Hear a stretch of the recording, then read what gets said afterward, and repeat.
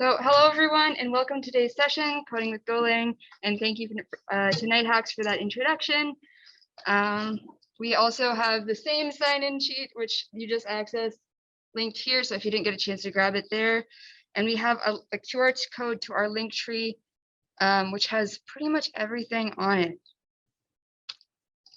So before we move forward, since I know some of you are from Nighthawks and might be new to GDSC UCF or Google Developer Student Clubs UCF, I'll give a super quick overview of what Google Developer Student Clubs are all about. So Google Developer Student Clubs, or GDSCs, are student-run communities which are supported and recognized by Google developers. So Google also supports developers through similar programs like Google Developer Groups and Women Tech Makers. So if you like today's event, we have plenty more coming and would love for you to get involved with our club. So to help you keep track of all of our socials, get access to our Google Calendar, mailing lists, and like a step-by-step guide to how to like join Bevy, which is our Google created RSVP site. We have it all condensed into this slide deck, which is the top QR code and the bottom, or the link there that's also there. And it's also on our link tree. So you have many options for how to access this. So we'd love to have you at future events, and this slide deck is the perfect place to figure out how to do that. Let's move on to our next section. So this is our October calendar. As you can see, this is our second to last event of the season for October. So our next event is on Monday, the 25th from 6:30 to 8 p.m. on Zoom. And it's the third of our Create Your Own Web Portfolio series, going over how to add responsive web features with JavaScript. Cool, so let's actually introduce ourselves now. So I'm Hannah. I am the lead or president of the Google Developer Student Club, and I'm a CS major here at UCF. Hi everyone, I'm Alice. I'm also a CS major, and I'm the vice president of GDSC. Hello everyone, my name is Andre. I'm the marketing lead for GDSC. I'm also a computer science major here at UCF, and I'm a junior right now, so that's it. Sick. So let's actually get into Golang. So first, let's talk about what Go, or Golang, actually is. So one question which I had when I was first introduced to this language was, is it called Go or Golang? So when the language was first created by Google in 2007, the URL go.org was not available. So they just went for golang.org.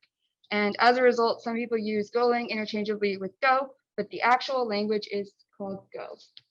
And one super cool thing about Go is that it's an open source programming language, which basically means that the code for Go is openly shared so you can voluntarily improve the design of the software. So next, let's talk a little bit about what Go can do. So there's a few uses for Go, as you can see, but it's best known for cloud infrastructure and server-side applications. And as you can see, here's a lot of companies that use Go. There's some really big companies. So as you can see, it's not some really obscure language. It's actually widely used in industry.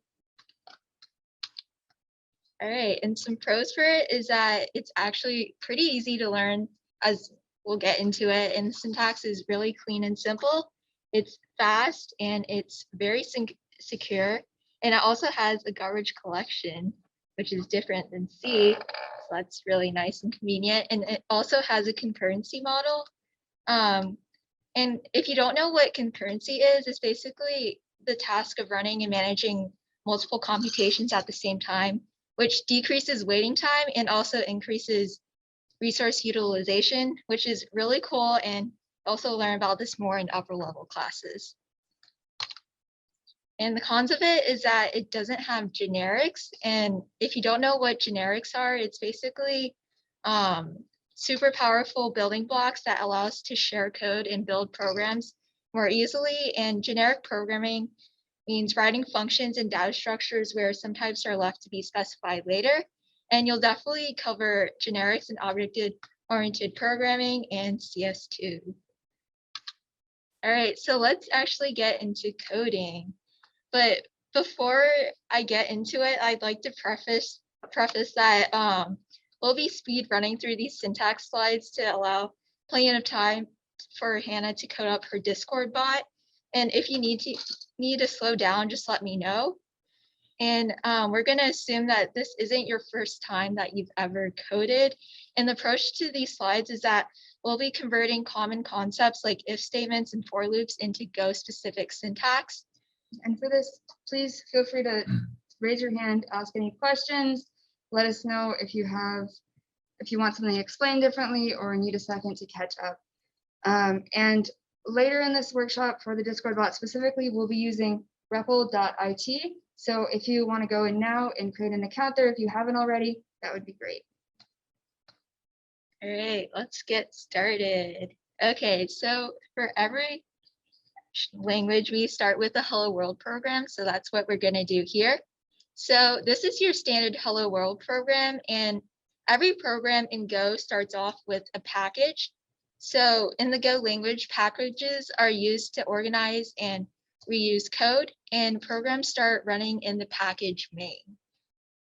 And on line 3, we have an import FMT. So here the import keyword is used to import packages in your program, and the FMT package is used to implement formatted input and output with functions. And it also contains the println function, which we'll need to use to print hello world for. So right here, you can see on line 6, we do FMT println hello world. And as you can see on this output, we printed out hello world. All right, so let's do some math now. And in this slide, we'll be diving into imports and exports. So in here, we're going to be going into imports explicitly. So the import keyword is used to import packages into your program. And it's most important for you to, since we're using, this program is going to be designed for the square root function. So since we want to print out a square root, we can actually go into a library called math, which we're going to import here. So we're going to do import math along with our FMT package to print out printf. And when we go into the print statement on line 9, we have math dot square root. And keep in mind, when we have the math dot square root, especially the square root, notice that it's capitalized because you're exporting from the import of the math library.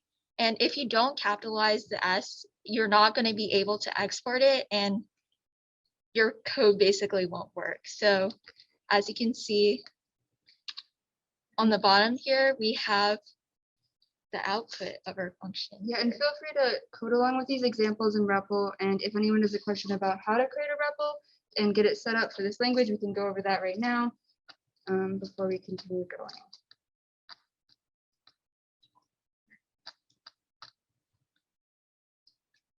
All right, let's dive into even more math.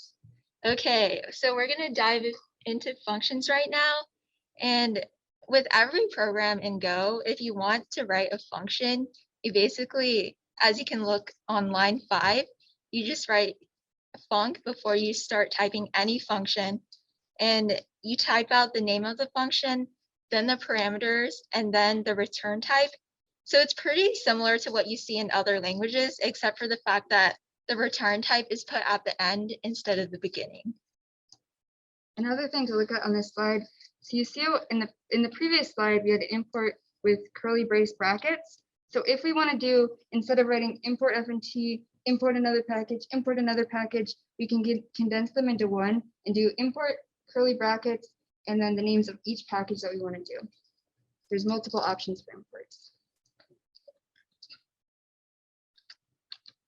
All right, and then now we have a really neat trick here. So if you have parameters of the same type, you can omit the declaration of each data type for each variable, instead only include the data type declaration at the end. So for example, if you look here, we basically shorten this parameter into from x int y int into x y int. All right. So another cool thing about Go that makes it cooler than C or Java is that you can actually return multiple things in return statements. So as you can see in this program, we returned both X and Y. So we basically swapped hello world into world hello. And in this program, we returned both world and hello simultaneously.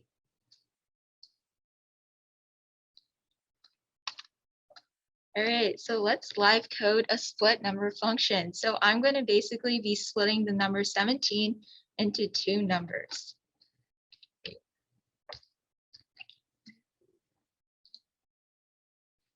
So this is REPL if you haven't been introduced to the platform before. It basically has online consoles that automatically support a lot of languages, and you can create them and automatically it will set everything up for you so you're ready to just dive directly into coding. So we'll go over how to create a REPL right now. There's multiple options, either the create REPL or the plus under create. Yep, so I'm going to go here, search for the Go language. And if you need us to speak louder or anything, just let us know.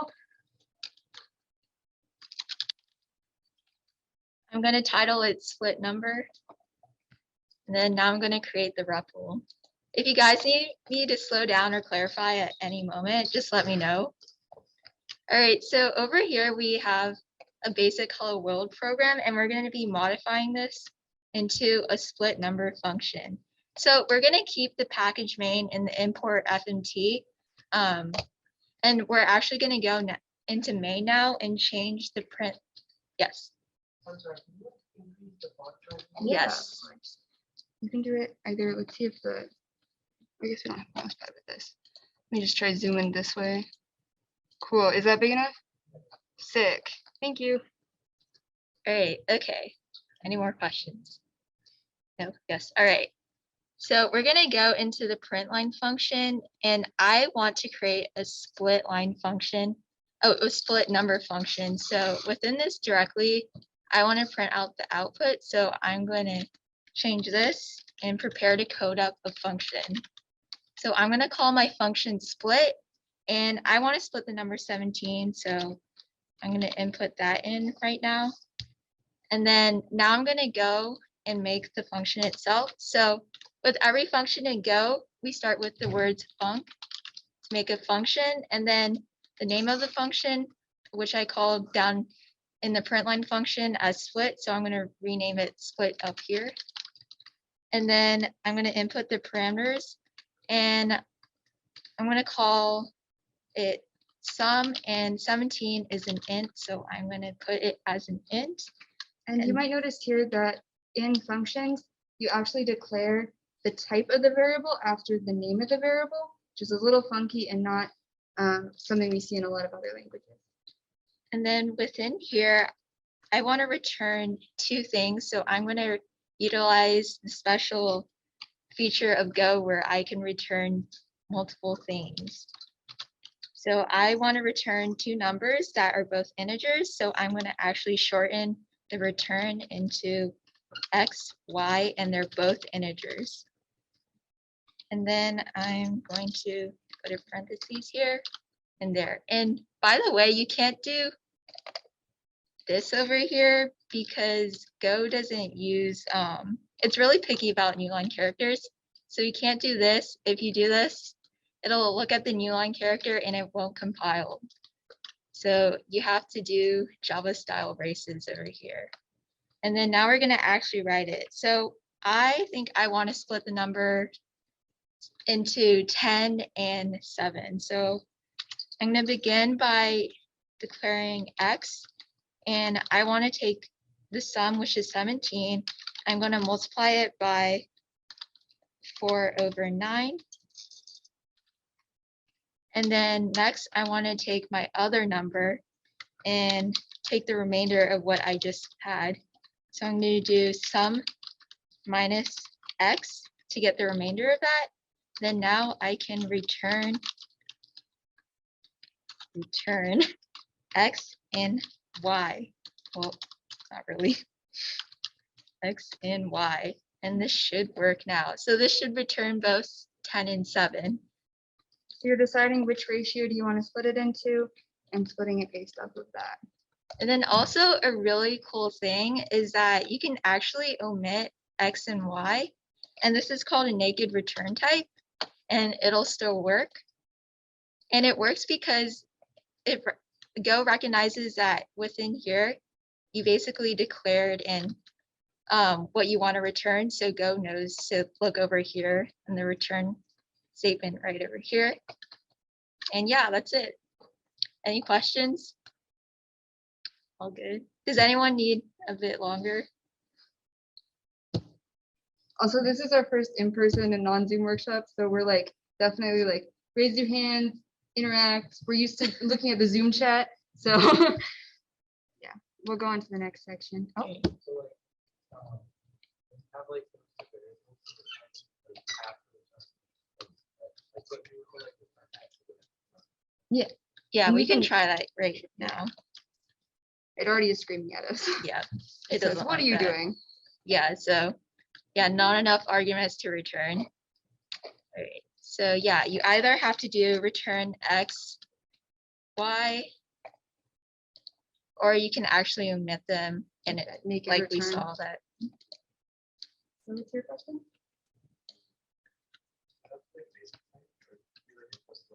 Like class windows or something, like instead of an int. Yeah, so you can definitely make custom classes. You can go. All right.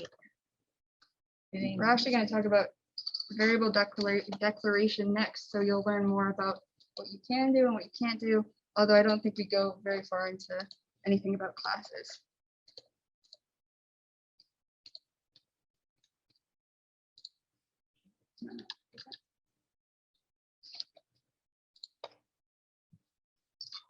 Okay, so now let's talk about how to declare a variable. So looking at the sample code block that we have here, we can see that in lines 5 and 8 that we are declaring some variables.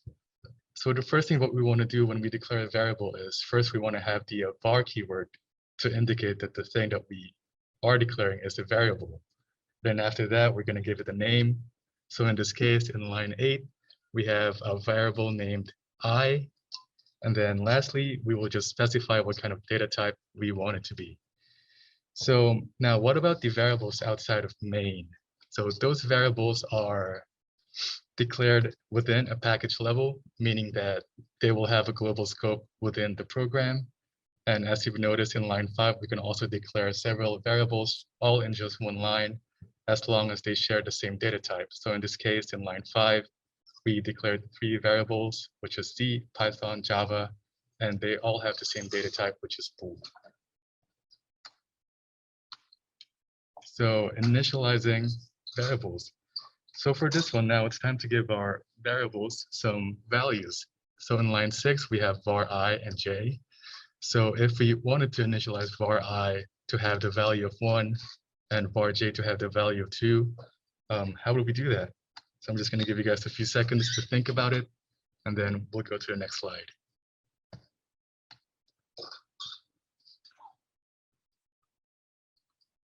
Okay, so you can see it is pretty similar. We just added the int data type to specify that variable I and j are int. And then we have we initialize it with 2 values since we have 2 variables. So we have the value 1 for var I and the value 2 for variable j. Just be sure to put them in the same order, the way the variables were written down, so you don't mix up the numbers. Oh, let me just check the Zoom chat real quick. Structs. Yes. So now we're going to talk about short variable declarations. This is a quick way to declare and initialize a variable all in one line without all the additional keywords and stuff like that. So in the sample code block, if you go to line 7, we'll see that we declared and initialized k using a short variable declaration. If you guys can notice, we did not use an equal sign, but instead we used a different operator. It's like a colon and like an equal sign stuck together. So what we're pretty much doing is like we're letting Go infer what kind of data type variable k is based on the data type of the value that we initialize it with. So for variable k, we initialize it with the value 3. 3 is an integer, So therefore, variable k is an integer data type.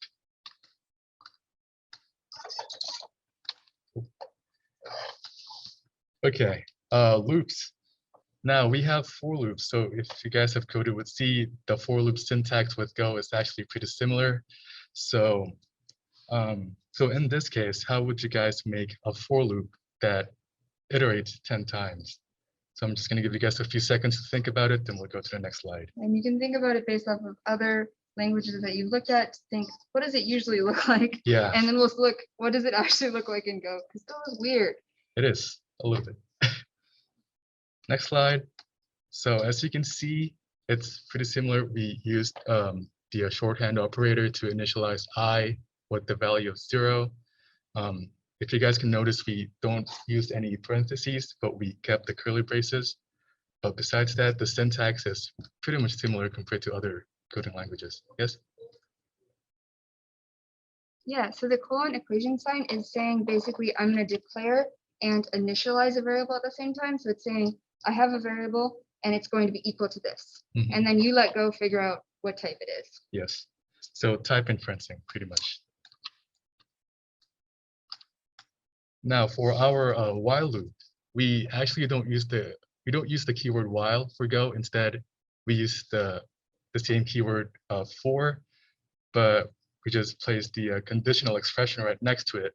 But again, we don't use parentheses because we don't do that with Go. So it's just like basically a shortened for loop. Yeah, so the initialization that you would do in the for loop, where it usually happens before it, Mhm. is outside of it rather than inside of it with multiple things. Yes. So for the if statements, again, the syntax for the if statement is pretty similar.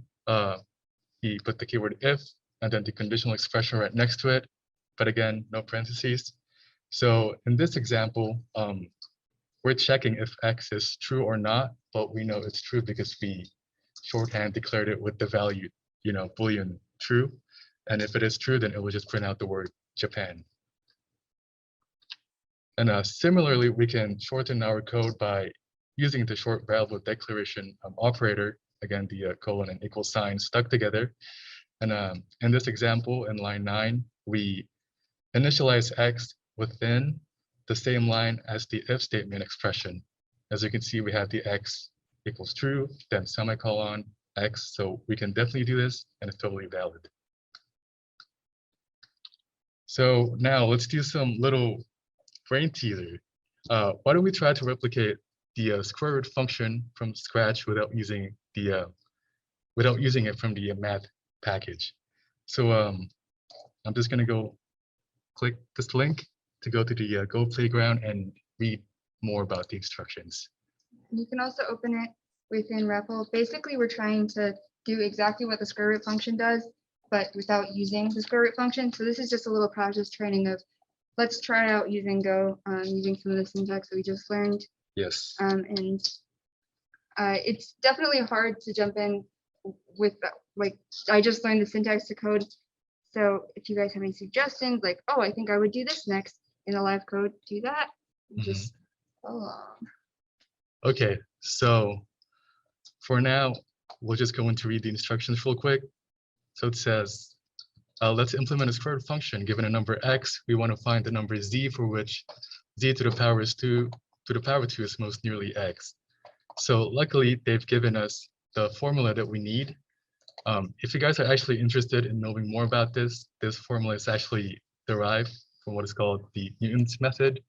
So feel free to look that up if you guys are interested in knowing more about it. But we are going to use this formula as our main thing. So it says right here, what is it? To begin with, they just want us to repeat the calculation 10 times. By the way, please let me know if the screen is too small or not, so I can zoom in, or if it's good. So they just want us to repeat the calculation 10 times. So an easy thing to do for that is just have a for loop and like let it iterate 10 times. So first, and also we have to initialize z. They've also given us some hints on how to do that. So we'll do just that. Then we'll make our little for loop.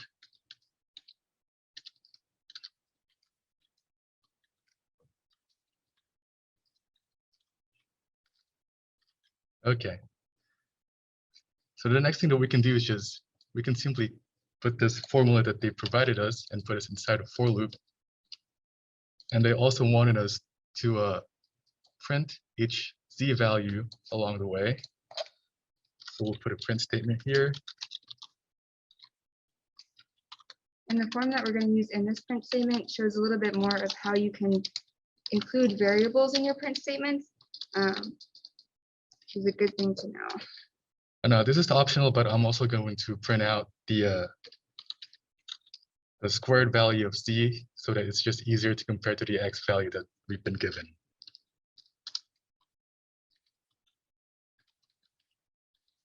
And then that should be it. Oh, about that. Lastly, don't forget to return Yeah, z. you can definitely zoom in a little bit. Sure. Use that guy again. Yeah. Oh, is that Perfect. that Is it good? enough? Okay. So now let's run this. And let me just zoom this up. And as you can see, the first few iterations we're not really that accurate, but the more that we go down, the more accurate the number we get. And then around the end, we just go back and forth between two numbers. And that's it. Yeah, and the Tour of Go site that we're on right now is a really great way to kind of go in depth of trying some of the syntax and reading more about the documentation of how it actually works from them, which is always helpful. So the next thing we're going to go over is the Discord bot. So this is going to be a lot of, you guys get to actually code stuff and go through it, because I feel like that is definitely sometimes the best way to learn. So for this, it would be awesome if you guys could open up a REPL.it. If you don't have an account yet, we can go through the steps of creating an account. Let me scoot this over so you guys can see. This is the URL we're going to, REPL.it.com, and I can also send that in the Zoom chat. So if you're in there, you have it for your access. So you're going to create an account within here, because this is where we're going to work. I'll go back to my slides. Yeah. So first, before we can dive into let's actually code a Discord bot, we have some initial setup steps. So I'll run through exactly what we'll be doing, and then we'll dive in. So the steps we're going to go through are setting up a Discord server, creating a new Discord application. We're going to create a new Discord bot with that application, and then connect the bot to our server that we created. So let's jump into exactly how to do these steps. So I'm going to swap my screen over to Discord now, so we can go over these setup steps. Wait, do I not have Discord open? Oh, it's right here. Perfect. Okay, cool. So within Discord, our first step is scrolling on down to the bottom of our server list. If you have a very long one, it's a difficult journey. So here we should see the plus sign. So we're going to click it. And I'll give you a second to open up Discord and click that plus sign. Once you're good, give me a thumbs up. Okay. Thumbs up once you're good. Okay. Sick. Awesome. Okay. So from here, after we click that plus sign at the bottom of our server list, we're going to click create my own rather than starting with one of these templates. So next, I'm going to skip this question. I don't want to decide to tell them more about my server right now. Instead, I'm just going to decide on a name. So what should I name my server? I'll take suggestions. I would love, yeah, with. Oh no, our table's broken. Oh, perfect. Oh no, our table, it's broken. I'll just do our no table for short. Okay. And then I'm going to create that. Awesome. So we have a server. That was pretty quick. So now that we have our server, I'm going to change one of our account settings so that our life is easier when we're developing later. So you're going to click on this little gear icon down here, user settings. You're going to go over to its advanced and see this developer mode thing. You basically want that to be turned on. And this, as it says, exposes context menu items, which are helpful for bot rating. basically it gives us IDs of channels and other things that we'll need later. Cool. So now I have that setting on. I'm going to click out of there. And so the next thing we're going to do now that we have our server is create our application and bot. So to do this, we're going to open up a web browser and go to this link. Oh, let me go back a slide. I'm also going to paste that in the chat. I'll give you a second to open that up for those people who are in person and can't just click on a link.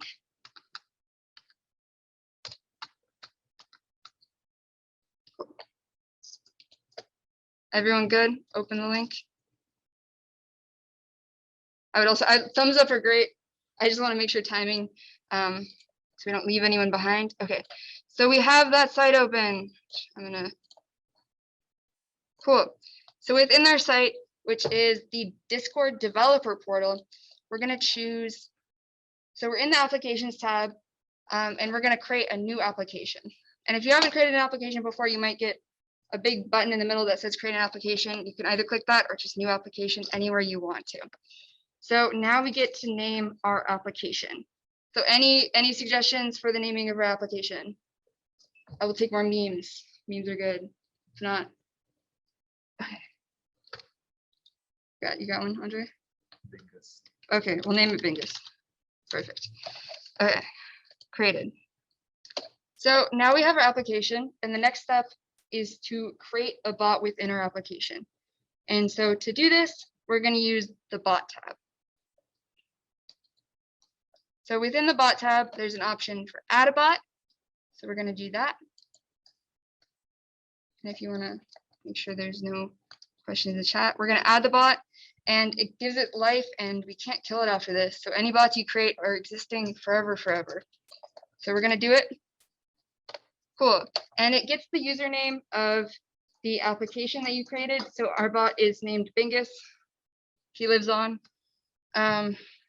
So now that we created our bot and our application, we're going to connect our bot to the server that we made and give it permissions within that server. So you're going to choose the OAuth 2 tab and scroll down to the section that says scopes. So within scopes, we want to create, what we're going to do here is basically create a URL which allows our application process access and rights within our server. So we're going to choose bot within scopes because this is what the type of scope that we want. And we can also scroll down a little further and choose which bot permissions we want to give our bot. So right now, I'm just going to give it administrator permissions, even though this is generally like not what you should do. It's a little, like you're giving it a lot of power. You can also choose to have it send messages, but I'm just going to choose admin. And so now this this URL here gives it the power to join our server and also have administrator access. So now that I've created that URL, I'm going to copy it and open it in a new tab. Cool. So now I get to select which server do I want to add it to. So we're going to add it to, oh no, our table, it's broken. Cool. And we're granting it administrator access for this. And I am a human. Awesome, it's authorized. If we go back to our Discord server, we can see that it has popped up. This is my Discord server. It's in the chat. We have Bingus, we have a bot. Incredible. First step of setup. So the next thing we're gonna do, I'll go back to my slides and we can talk over the next steps that we're gonna go through in our setup. So first, we're gonna create a new REPL within REPL.it. Again, if you haven't created an account, this is a great time to do so because it's where we're going to use. Yep. Oh, well, you want to take a chat? Oh, that would be, yeah, I think it's me sending links. Oh, it's not me sending links. Show the slide with changing the server setting again. Of course, I can. So I'll just walk through how to change the server setting so I don't have a direct slide for that. And Adriel, if you can message in the chat, do you mean the your settings within the server? Does anyone? Server setting. I'm gonna wait, Adriel, if you can send, okay, I'll show how to add change your person's settings within Discord. Again, the developer settings. Basically, you're going to go to Discord. You're going to choose your user settings. From here, you are going to click on Advanced and turn on developer mode. Perfect. Okay, so let's go into REPL. Awesome. So we're going to create a new REPL within REPL.it. We're going to import a library, which is the Discord Go library. And then we're going to add our Discord bots token to this REPL that we created. So let's go actually into doing these steps. So the first thing I'm going to do is go to replit.com. And in here, I am going to create a new REPL. So you can click the plus button to create your new REPL. As we saw earlier in the workshop, you're going to choose the Go template. I'm going to name it. I'll name it bodybot. And then I'm going to create. Awesome. So we now have our building space. So you can see on the right side, we have our sort of console screen and our text editor is on the left. So the first thing we're going to do is import the libraries that we need. So do you guys remember how to import multiple libraries in Go? Anyone have? Hell yeah, we do. Okay, so we're going to add some curly braces in here. I also just realized we're recording and I don't know policies about swearing, so I will minimize that. So the first thing that we're going to import is kind of a long library. So we're going to import FMT. We're also going to import OS. And then the last thing we're going to import is the long one. So it's github.com/bwmarin, MARRIN/Discord Go. Awesome. And as you can see, oh, I used the wrong thing. Yes, I was incorrect. I was lying to you. We need parentheses, not curly braces for this part. It caught me on my lies. But now we have a beautiful import statement. As you can see, we got another file that showed up here. So the next thing is our last setup step. We're going to add our bots token into this REPL. So for this, we're going to grab it from the Discord developer portal under the bot tab. So we'll navigate back to the Discord developer portal, which is in the chat and is discord.com/developers/applications. And within here, I am going to go to the bot tab. And so within the bot tab, we can see some information about our bot, including this token thing up here. So we're going to copy that token. And once we have that, I'm going to go back to REPL to put our token to use. So within REPL, we're going to add it to the secrets or environmental variables shown under the lock. So I'm going to open that section. And let's name our key token since it's our bot's token. And paste our bot's token into the value box. And then you're going to click add new secret and it's in there as a token. I'll go back to the file mode. Everyone caught up with that step? Cool, I'll check the chat. Yeah. So first we grab our bots token, which is not in this one, it's in the Discord developer portal. So if we go into the Discord developer portal, we're going to look under the bot section and copy the token from there. I can zoom in further. Oh, that's very far. I'll go in one less than that. So we're copying our token in there. And then within REPL, we're going to put that token to use. So in REPL, we're going into the environment variables section. And we're basically going to add a new key and value pair. So I named my key token, and my value is the token that I copied from my bot. And then once you copy and paste it and write token and the name of your value, you're going to add a new secret. So what are we up to next in coding our Discord bot? We're actually doing the coding now that we've done all of the setup steps. Woo. Cool. So first, thing we want to do is to be able to create a new Discord Go session using our bot token. So to do this, we're going to type in our main, we're going to type bot session, comma, error, the colon equals Discord Go dot new bot, and make sure you have that space after you type bot plus os dot get environment token.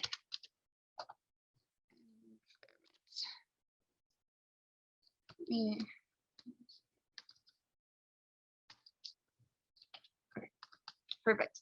So with this, you can see we are using the colon equals, which allows us to declare and give our variables values at the same time.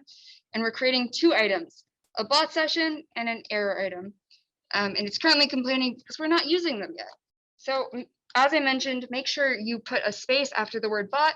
So the bot word, which is included in our call to new, is a prefix for the HTTP authorization headers, which Discord Go uses to open sessions.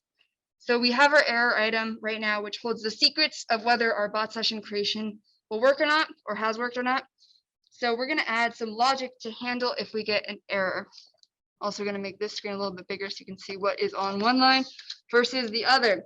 So we're going to check if error is not equal to nil. We're going to panic. So panic is basically we're going to stop the execution of our program and we're just going to say, this happened, it's an issue. And as you can see, we don't have the parentheses and we're checking if it's equal to new with one L, which is the version of null within Go. So now that we have our bot session, hopefully let's do something with it and bring it to life. So next, I'm going to type error equals bot session and give this an uppercase S just for fun. I would like to keep my naming like that. You like that camel case, but this is not a necessary thing. You can name it whatever you want. Dot open. So as we did before, we want to know when something goes wrong. So we store the output of this open function in Go, an error. So, and we can totally use panic once more for error handling. But first, I'd like to print out what happened if something goes sideways. So let's talk about how we do that. So I'm going to type on a new line. So if error is not equal to nil, then we're going to use our print statement fnt.println error opening session. And then let's type out error, so it'll tell us what that error is and print it out. And then we're still going to panic because we want to make sure it doesn't continue trying to exist and do things when something has gone wrong. So since we also want to know if it all goes right and see that our bot is actually created, although we can see it come to life in Discord too, I'll add a message for that case. So outside of that if statement, I'm going to type fmt.println Discord session opened, and we're going to give the user some information on how to kill it. So type Control+C to stop.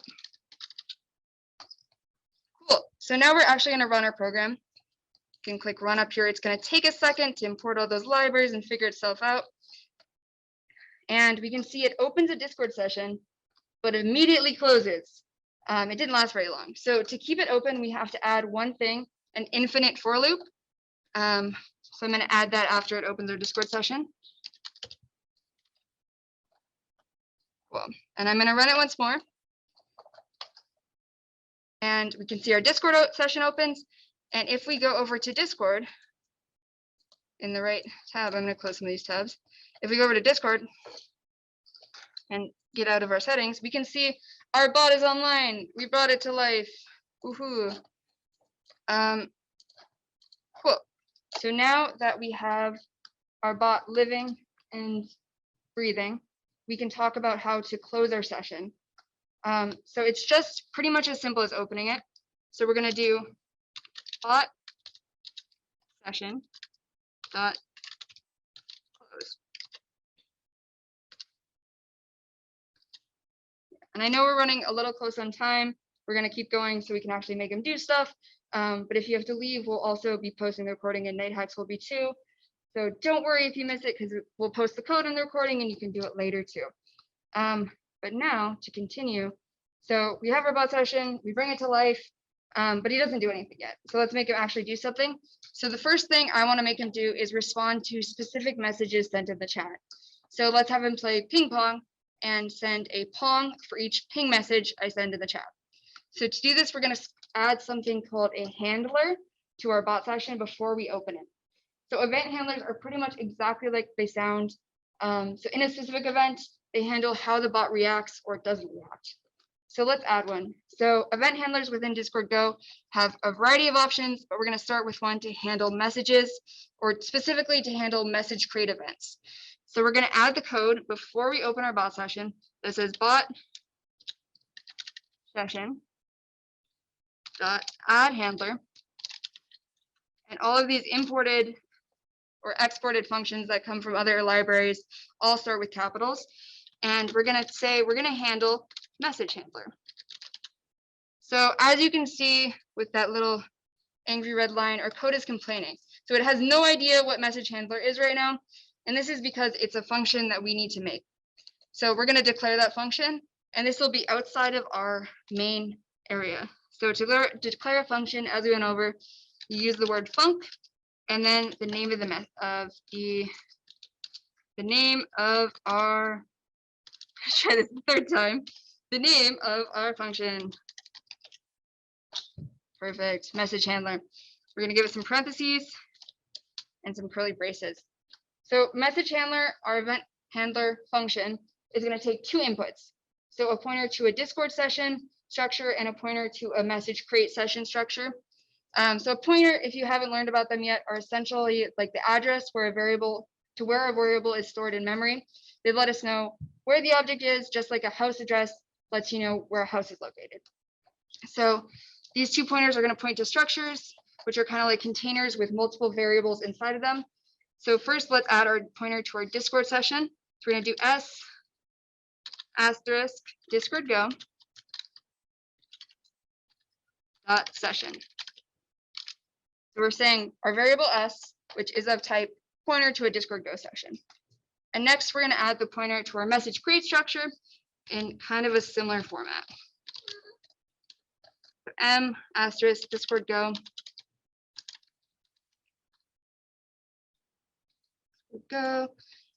dot message create. So we have a pointer to a message create object. So within here, let's add some logic to show what message our bot will handle.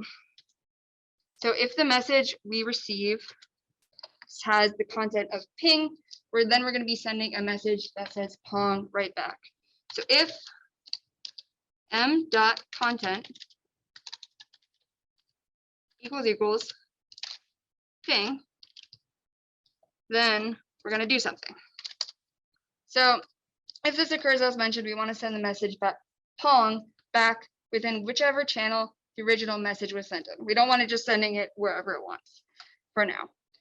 So we're going to use a function defined within Discord Go, which operates on Discord session pointers, and it's called channel message send. So we're going to call it via s.channel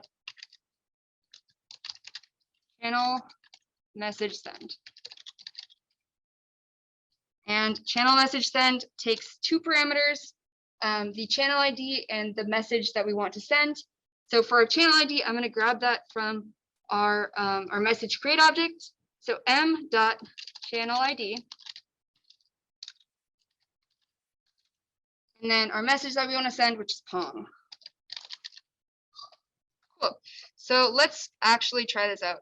First, I have to kill it from last time. And then, so we see it's opened. We'll go into the chat, and we're going to send a ping message.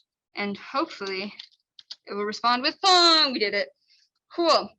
So one issue that we have is currently the bot only stays alive when the REPL is open and like the tab is open in your browser. So to change that, we're going to change a setting within REPL really quickly. So go to REPL and click the name of your REPL and just click always on, which is hidden down here at the bottom. Our REPL will never fall asleep. So our bot will stay alive and continue sending pong when we send ping. So the next part of our section is, so I have him sending a message, but what if I want him to send an image as a response instead? So first thing we're going to do is add the image that we want to our REPL files. And so I grabbed a picture of a raccoon, which I downloaded to my downloads. I did not download, it's in my desktop.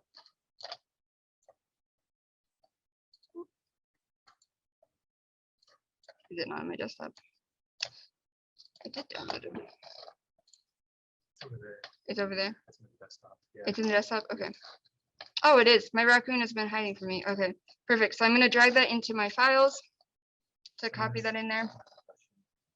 Yeah. Can you real quick show how to turn it to always on again? Of course.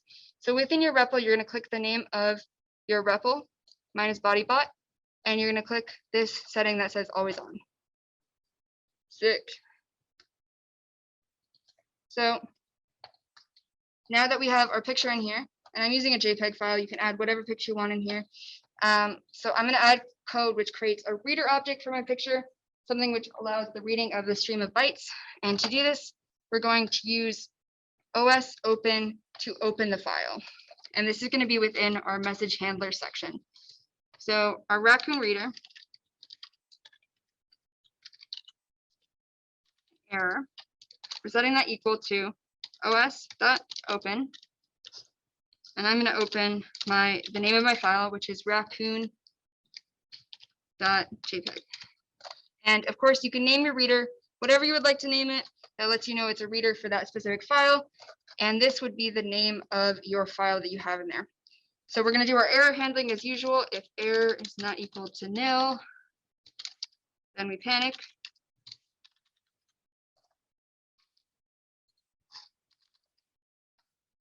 Our last step within here is I'm going to decide what message I want the bot to send to the raccoon. I think I'm just going to send a roar back. Message responding to, what message should we respond to? Trash, roar. Perfect.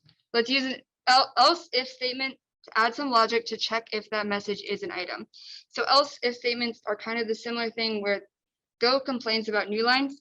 So the else if is going to be on the same exact line as the last curly bracket brace of my if statement.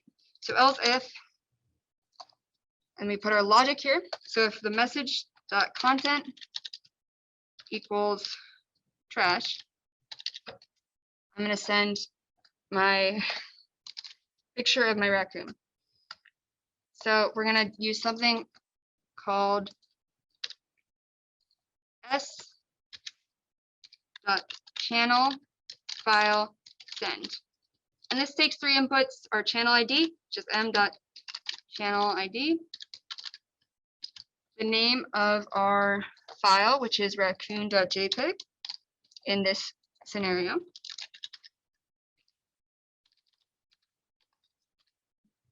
and then the last thing is our file reader, which is in this case raccoon reader. Cool. So let's test that out now that we have that in there. And I'm going to change the formatting for a second so everyone can see how it looks. And then we're going to run it. So over here, can see it lives. And now let's test it out. It should still say ping. I'm pong for ping. And then if I say trash, it sends a picture of a raccoon. Sick.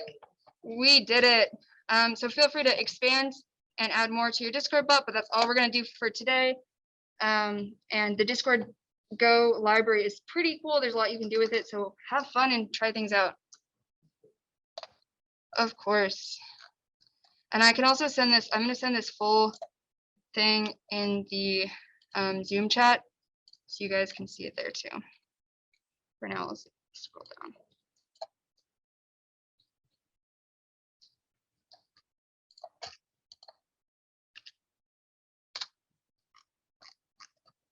And let's make sure there's no questions, but that's pretty much it. Any other questions we have about our Discord bot? Okay, cool.